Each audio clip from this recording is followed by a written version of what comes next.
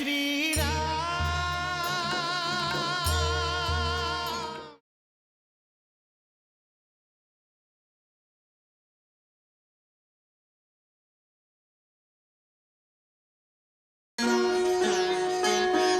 जय श्री राम, जय जय श्री राम।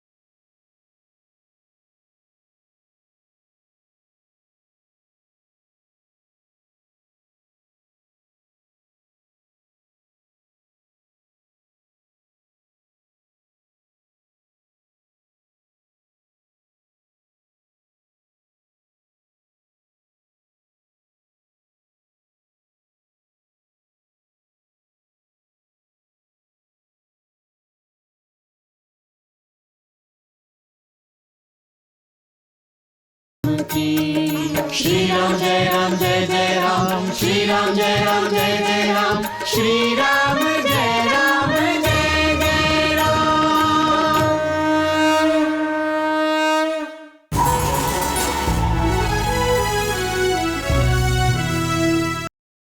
আমাদের এখনই মহাসাগরের দিকে যাওয়া উচিত লক্ষণ।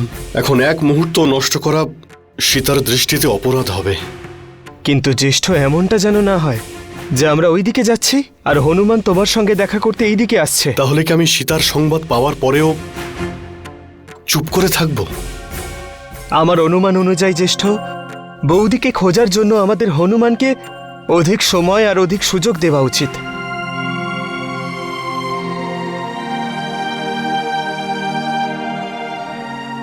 সুযোগ?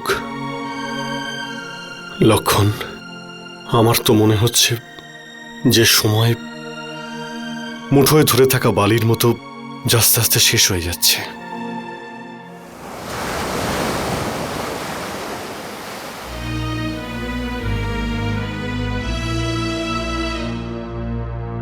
জাম্বুবান মহাশয়, ওই তপস্বিনী এটা তো বলে দিয়েছিলেন যে আমাদের সীতামাতার কাছে পৌঁছতে হলে এই মহাসাগরকে পার করতে হবে। কিন্তু সীতামাতা আছেন কোথায় সেটা উনি বলেননি। হনুমান, মা সীতা এই মহাসাগরের ওপারে আছেন। এই সংবাদের গুরুত্ব কিছু কম নয়। আর আমাদের সংবাদবাহকও প্রভু শ্রীরামের কাছে পৌঁছে গেছে। হ্যাঁ, মাতা সীতার ব্যাপারে কোনো একটা সংবাদ পাওয়া গেছে। এটা শোনা মাত্রই প্রভুর অশান্ত মন নিশ্চয়ই কিছুটা শান্ত হবে।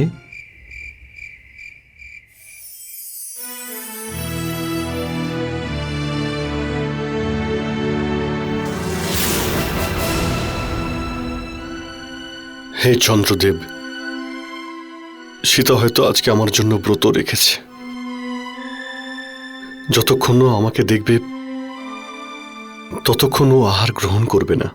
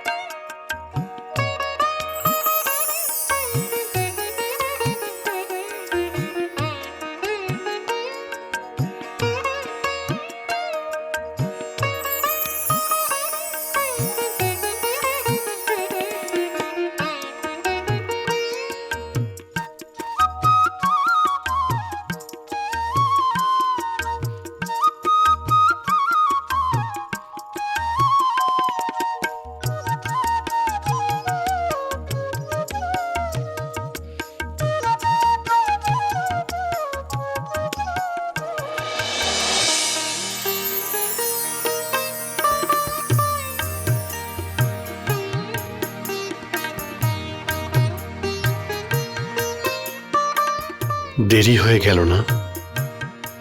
দেরি করার জন্য আমি ক্ষমা চাইছি। এই সমস্ত কথা বলে আপনি দেরি করছেন রঘুনন্দন। তাহলে কি আমি আমার স্ত্রীর সঙ্গে কথাও বলতে পারবো না? অবশ্যই করতে পারেন, কিন্তু আগে আপনি আসন গ্রহণ করুন। কিন্তু অযোধ্যা নরেশ অযোধ্যাবাসীদের জন্য এমন আদেশ কবে দিলেন যে প্রত্যেক স্বামীরা আসন গ্রহণ করার পরেই তাদের স্ত্রীর সঙ্গে কথা বলতে পারবেন? অযোধ্যা নরেশের নয়, অযোধ্যা নরেশের জ্যেষ্ঠ পুত্রবধূর আদেশ এটা। তাহলে তো সে কথা শুনতেই হবে। আসন গ্রহণ করুন না। তুমি আমাকে আরতি কেন করছো সীতা? আজকের দিনে স্ত্রীরা স্বামীদের জন্য ব্রত রাখে, উপবাস করে, আর স্বামীদের ভোজন করার পরেই অন্ন গ্রহণ করে। এর অর্থ হলো উর্মিলা, মান্ডবী, সুতকীর্তি ওরা সবাই ব্রত রেখেছে? শুধু এরা তিনজন নয়, 3 মাতাও এই ব্রত রেখেছেন।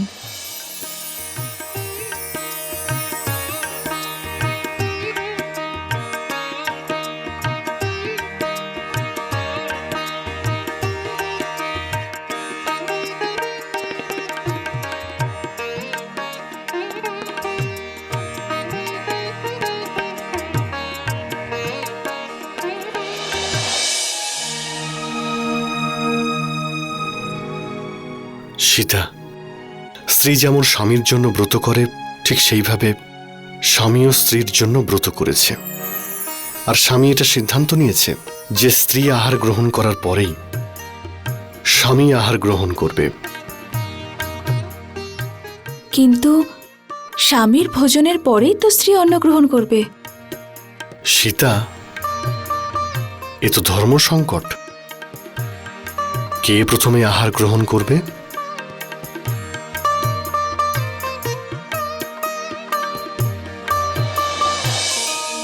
তারপর কি হলো? সত্যি ধর্ম সংকট ছিল, দুজনেই ব্রত করেছিলে, তারপর ব্রত ভাঙল কে? আবার এটা হয়নি তো যে সেদিন দুজনেই অভুক্ত ছিলে?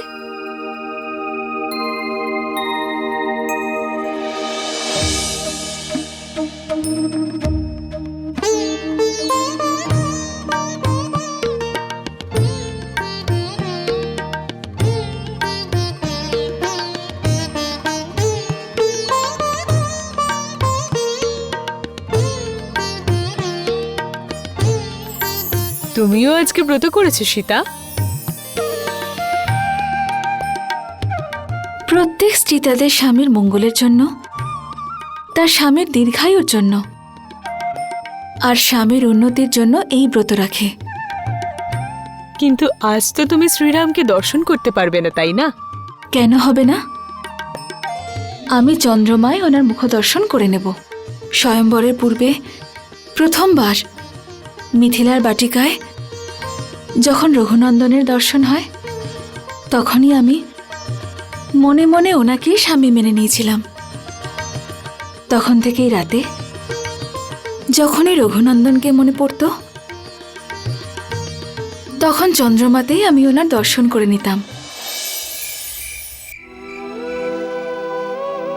আপনার কাছে আমার এটাই প্রার্থনা, আপনি দয়া করে সীতাকে আমার দর্শন করিয়ে দিন, যাতে সীতা ওর ব্রত শেষ করে আহার গ্রহণ করতে পারে।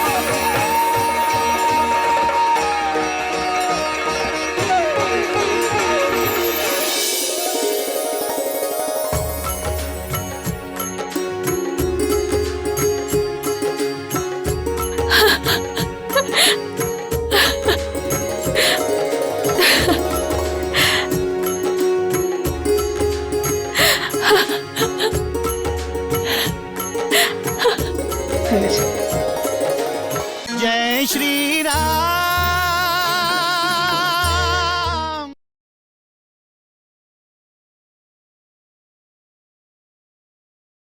जय श्री राम।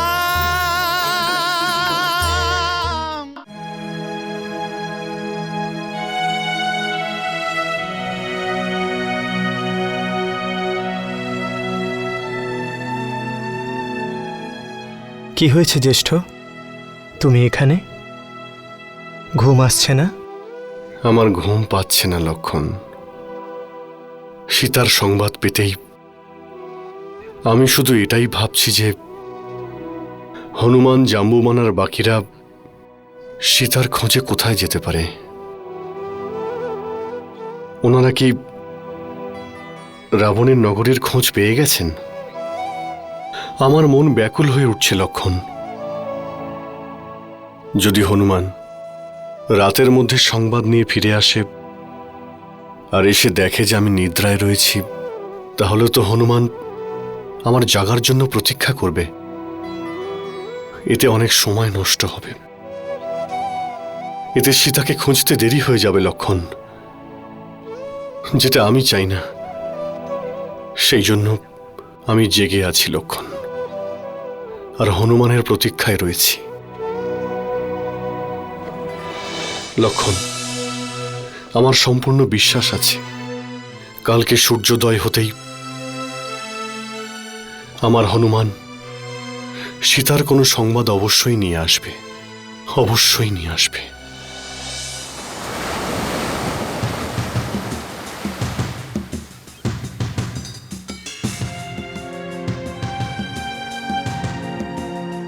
জাম্বুবান মশাই, বহু যোজন বিস্তৃত এই সমুদ্রের ওপারে আমরা কিছুই দেখতে পাচ্ছি না।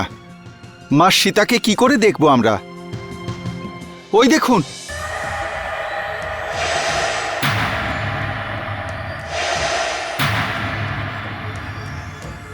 আজ আমার প্রভু আহার পাঠিয়েছে, তাও কত আহার! স্বাগত, তোমাদের সবাইকে স্বাগত। আমি এটা তো জানি না যে তোমরা এখানে কেন এসেছো, কিন্তু এসেছো যখন আমি তোমাদের দিয়ে আহার সারব। হে পক্ষীরাজ, আপনি সত্যই বলেছেন। মনে হচ্ছে ঈশ্বর আমাদের সবাইকে আপনার আহার হিসেবেই এখানে পাঠিয়েছেন। আমাদের মৃত শরীর আপনার আহারে পরিণত হলে তাহলে আমরা কিছুটা তো ঋণমুক্ত হব, কারণ আপনাদের কাছে ঋণই আমাদের প্রভু শ্রীরাম। কিসের ঋণ? আপনি হয়তো জানেন না, পক্ষীরাজ জটায়ু মাতা সীতাকে বাঁচানোর জন্য নিজের প্রাণদান করেছিলেন। জটায়ু? তুমি কি করে চিনলে তাকে? এখানে এসো, আমার কাছে এসো। ভয় পেও না, কাছে এসো, নির্ভয়ে কাছে এসো আমার।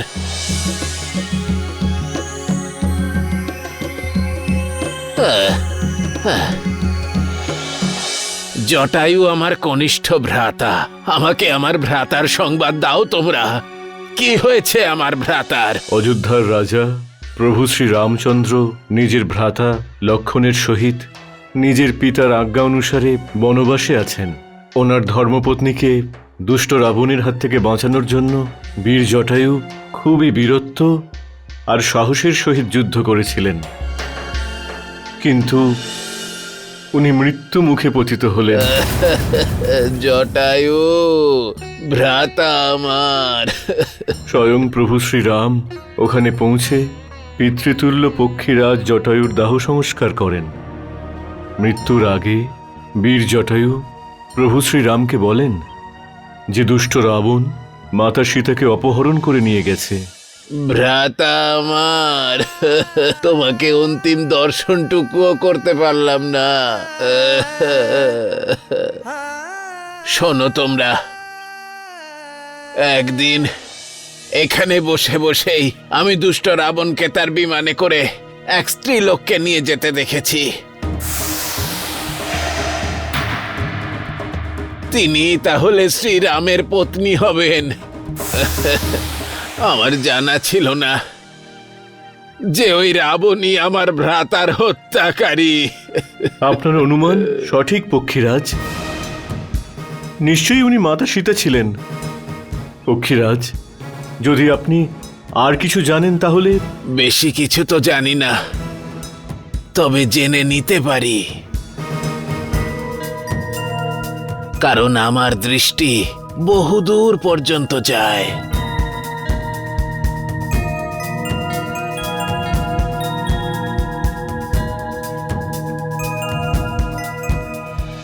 আপনি কিছু দেখতে পাচ্ছেন? 400 ক্রোশের এই বিশাল মহাসমুদ্রের ওপারে ত্রিকুট পর্বতে সোনার তৈরি সুন্দর লঙ্কা নগরী আছে। সেটাই রাবণের রাজ্য। রাবণ সীতাকে সেখানেই নিয়ে গেছে। এই সময় মাতা সীতা অশোক বাটিকায় নিরাশ হয়ে বসে আছেন।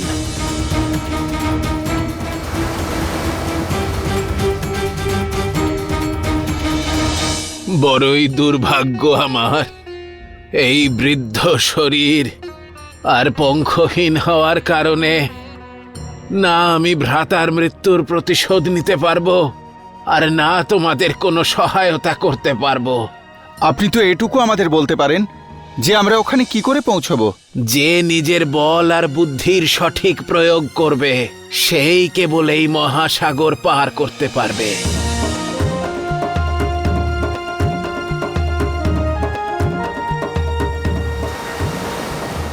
যাও বীর বানরগণ, নিজেদের বুদ্ধি আর বলের যথাযথ প্রয়োগ করো, আর কৃপা করে আমাকে সাগরের কিনারে পৌঁছে দাও,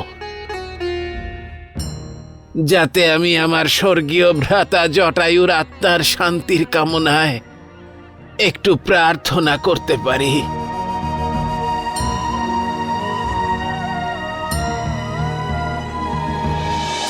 जय श्री राम।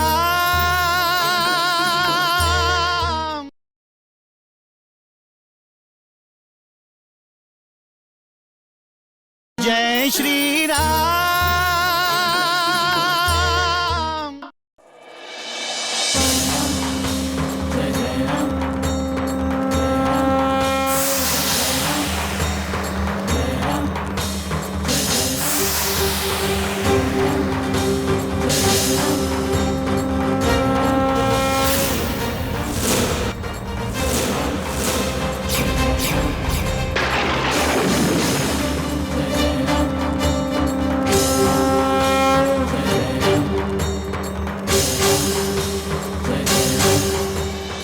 কি হয়েছে জ্যেষ্ঠ?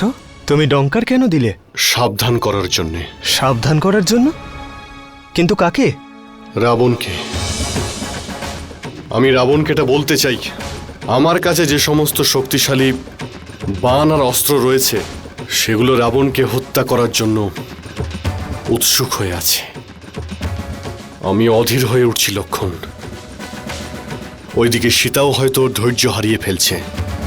তাই আমি এই ধনুকের ধ্বনি সীতাকে বোঝানোর জন্যও করেছি যে আমি আসছি।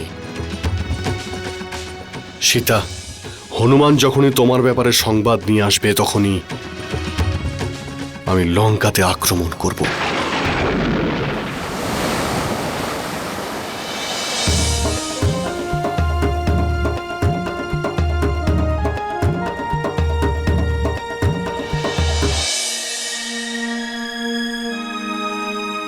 জাম্বুবান মহাশয়, সীতামাতা এই মহাসাগরের ওই পারে আছেন, এই সংবাদ প্রভু শ্রীরামের কাছে পৌঁছে দিয়ে আমাদের খুব বড় ভুল হয়ে গেছে। সেটা কি? প্রভু শ্রীরাম হয়তো ভাবছেন যে আমরা সীতামাতাকে খুঁজতে এই মহাসাগরকে অতিক্রম করে ফেলেছি, আর মাতার ব্যাপারে কোনো শুভ সংবাদ নিয়ে শীঘ্রই ওনার কাছে পৌঁছে যাব। কিন্তু এখনো তো আমরা মহাসাগরের এপারেই আছি। সীতামাতার দর্শন না পেয়ে আমাদের প্রভু শ্রীরামের কাছে সংবাদ পাঠানো উচিত হয়নি। কিন্তু সীতা মাতাকে দর্শন এই সমুদ্র পার করার পরেই হতে পারে হনুমান। কিন্তু সমস্যাটা হচ্ছে এত বড় মহাসাগর পার হব কি করে? জাম্বুবান মহাশয়, এবার আপনি এই সমস্যার সমাধান করুন, নয়তো আমি প্রভু শ্রীরামকে কি মুখ দেখাবো।